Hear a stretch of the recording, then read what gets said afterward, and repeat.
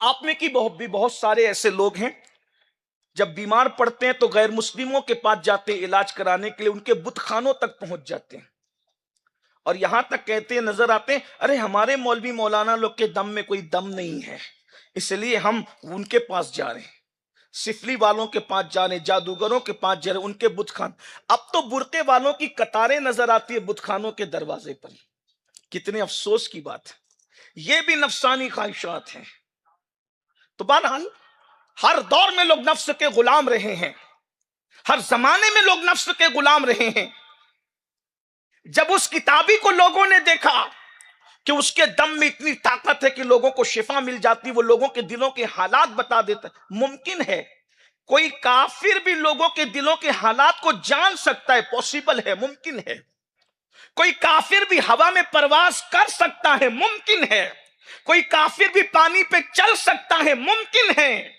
इसलिए कि रियाजत और मुजाहिदे इंसान को पहुंचाते हैं, वरना गरीब नवाज के मुकाबले में आने वाला क्या हवाओं में नहीं उड़ रहा था? लेकिन ये गरीब नवाज की मामला फहमी देखें, गरीब नवाज भी हवा में उड़ सकते थे, लेकिन उसके साथ गरीब नवाज हवा में नहीं उड़े, इसलिए कि जानते थे ये हवा में उड़ रहा है, अगर मैंने भी हवा में परवाज किया तो लोग मुझे इसके बराबर समझेंगे। लोगों को बता दो कि शोबते में और करामत में फर्क क्या है। इसलिए गरीब नवाज ने खुद को हवा में नहीं उड़ाया, बल्कि अपनी नालैन को हुक्म दिया कि जा तू भी हवा में परवाज कर, ताकि दुनिया को पता चले सैकड़ों साल की रियासतें तुम्हें जहां पहुंचाती है, मोहम्मदुर रसूलुल्लाह के गुलामों की नालैन उसके ऊपर जाती है। नारे तकबीर, नारे रिसालत। गरीब नवाज खुद, सरकार गरीब नवाज खुद परवाज नहीं करते, हालांकि वहां भी मुजाहिदात और रियाजात बहुत थी। और फिर आप वाकया जानते हैं, बार बार सुना, रजब शरीफ का महीना गुजरा तो आपने सुना होगा कि जोगी नीचे था और नालैन गरीब नवाज उसके ऊपर थे। एक बात और भी समझें, लोग क्या नबी की बराबरी का दावा करते हैं? नबी के 14वें नंबर के बेटे की शान ये है कि उनके कड़ाऊ जोगी के सर पे पड़ते हैं, और क्या सर पे जूते पड़े तो उसका दिमाग ठिकाने पर आ गया है, उसका दिमाग, और सीधा गरीब नवाज के कदमों में आया। और गरीब नवाज के कदमों में क्या आया? अल्लाह ने उसको हिदायत अता फरमा दी। अब यहां एक बात और अर्ज कर दूं, बहुत ध्यान से सुनने की है।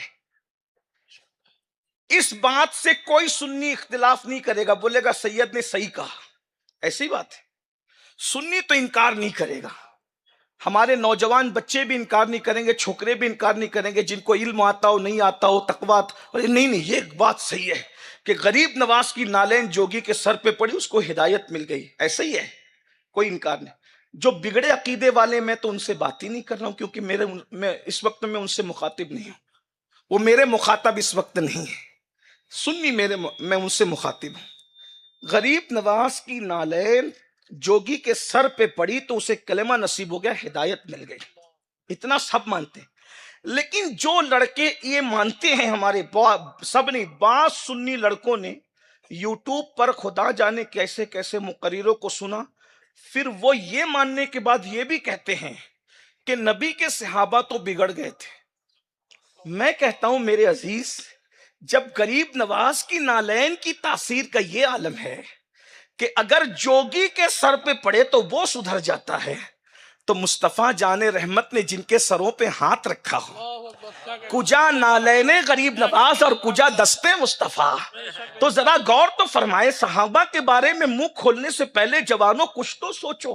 मगर आज हम कितने पुरफतन दौर से गुजर रहे हैं कि आज हम लोग सिर्फ तकरीर सुनना चाहते हैं, ये नहीं देखना चाहते कि मुकर्रिर हमें ईमान देगा या हमारा ईमान छीन लेगा, ये हमें हिदायत की तरफ ले जाएगा या ये हमें गुमराही के दलदल में डाल देगा। याद रखना, इमाम मोहम्मद इब्ने सिरीन रहमतुल्लाह अलैह फरमाया करते کرتے تھے. جن سے دین لے رہے ہو اس کا عقیدہ پہلے معلوم کر لو کہ اس کا عقیدہ کیا ہے. کہیں ایسا نہ ہو کہ دودھ کے اندر زہر ملا کر کے وہ تمہیں پلا دے. یاد رکھیے گلاس بھر کے دودھ میں چٹکی بھر کوئی زہر ڈال کے پلا دے تو تم اس دودھ پینے کے لیے تیار نہیں ہو. گھنٹے بھر کی تقریر میں اگر کوئی گمراہی کے 2 جملے کہہ دے گا تو بتائیے آپ کا ایمان چلا جائے گا. یاد رکھنا ہمارے لیے تقریر سننا فرض نہیں ہے, ہمارے لیے ایمان بچانا فرض ہے. میرے بھائیوں میں اپنے جوانوں سے یہاں سنی دعوت اسلامی کے اس منبر سے آپ کو عرض کرنا چاہتا ہوں, صحابہ کرام کی وہ ہستیاں ہیں میرے بھائی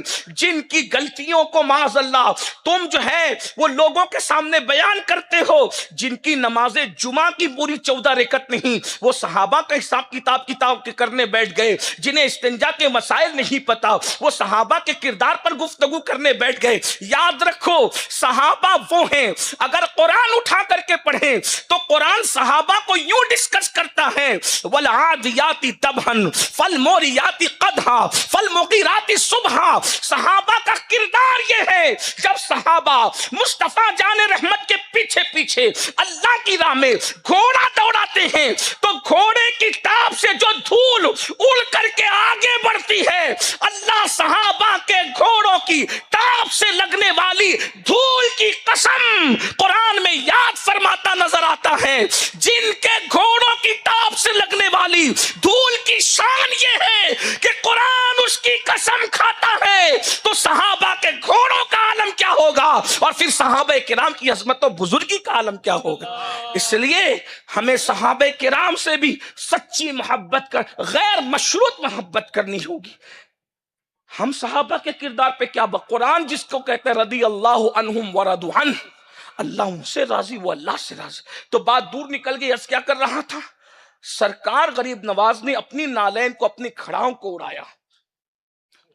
جب دیکھا کہ کتابی کی دم میں اور اس کے پھونک میں اتنی تاثیر ہے کہ مسلمان اس طرف جا رہے ہیں تو خوف ہوا کہ لوگ گمراہ نہ ہو جائیں, لوگ گمراہ نہ ہو جائیں.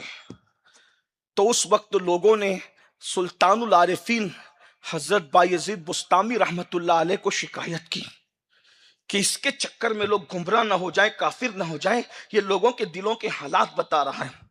سلطان العارفین پھر سلطان العارفین تھے. سلطان العارفین کون؟ حضرت سیدنا بایزید بسطامی حضرت تیفور ابن عیسیٰ رحمت اللہ علیہ. بایزید بسطامی فرماتے ہیں جس کو میرا نام یاد رہ گیا انشاءاللہ مرتے وقت اس کی زبان پہ کلمہ آئے گا. بایزید بسطامی. اور کون ہے بایزید؟ حضرت سید الطائفہ جنید بغدادی کہا کرتے تھے کہ جو مقام اللہ نے جبریل کو فرشتوں میں عطا فرمایا ہے وہ مقام اللہ نے ولیوں میں حضرت بایزید بسطامی کو عطا فرمایا ہے. بایزید پھر بایزید ہیں. حضرت بایزید بسطامی کو لوگوں نے کہا کہ اس کے چکر میں لوگ گمراہ ہو رہے ہیں, کافر نہ ہو جائیں, آپ اس کا علاج کریے. حضرت بایزید بسطامی رحمت اللہ علیہ نے کیا کیا, آپ اس کے دروازے پہ گئے اور سوچا کہ اس کا معاملہ کچھ اس کا علاج کرنا چاہیے. اس نے اندر سے کہا بایزید, دروازہ بند ہے. وہ کہتا ہے بایزید بری نیت سے میرے دروازے پہ نہ آیا کرو. سلطان العارفین نے فرمایا دروازہ کھول دو, کوئی بری نیت نہیں ہے, دروازہ کھولو. اس نے دروازہ کھولا. آپ نے فرمایا تو میرے دل کے حالات سے بھی واقف ہو گیا, تو لوگوں کے دلوں کے حالات سے بھی واقف ہے, یہ مقام تجھے ملا کیسے؟ وہ کافر تھا. اس نے کہا آپ اللہ کے ولی, سچی بات بتاؤں کیا؟ کہ میں نے ہمیشہ اپنے نفسانی خواہشات کی مخالفت کی, خواہشات نفسانی کی مخالفت کی برکت سے میں یہاں پہنچ گیا. سلطان العارفین کی کلی کلی خوش ہو گئی. آپ نے کہا کہ کام تو آسان ہے. آپ نے فرمایا میں سمجھا نہیں, تم مجھے سمجھاؤ کہ کیسے ہوا. کہ جب بھی میرے نفس نے کہا پانی پینا ہے, میں نے کہا نہیں پینا ہے. جب بھی نفس نے کہا ٹھنڈا پینا ہے, میں نے کہا گرم پینا ہے. جب بھی نفس نے کہا سونا ہے, میں نے کہا نہیں سونا ہے. ہر وقت نفس کہتا رہا, میں اس کے الٹ کرتا رہا, حتیٰ کہ میں نے اپنے نفس کو کچل دیا اور مجھے یہ مقام مل گیا. حضرت بایزید بسطامی کہتے ہیں پھر ایک بات تم سے کہوں. کہ کہو. تم کلمہ پڑھو اور مسلمان ہو جاؤ. وہ حضرت بایزید کو دیکھنے لگا. تو باعث بستامی نے مسکرا کے کہا جب ہمیشہ تم نے نفس کی مخالفت کی ہے تو آج بھی نفس کی مخالفت کرو، کیونکہ تمہارا نفس تو کہہ رہا ہے کہ کلمہ نہیں پڑھنا، مسلمان نہیں ہونا، اور تم نے ہمیشہ نفس کی، جب عمل کے معاملے میں تم نے نفس کی مخالفت کی تو اس مقام پر پہنچے، اگر عقیدے کے معاملے میں نفس کی مخالفت کرو گے تو پھر کیا مقام نصیب ہوگا؟ اس نے کہا سچ کہتے ہو کہ جو ہے میرا نفس میری مخالفت کرتا ہے، اور وہاں اس نے کلمہ پڑھا، کلمہ پڑھنا تھا کہ اللہ نے اس کو مقام ولایت عطا فرما دے۔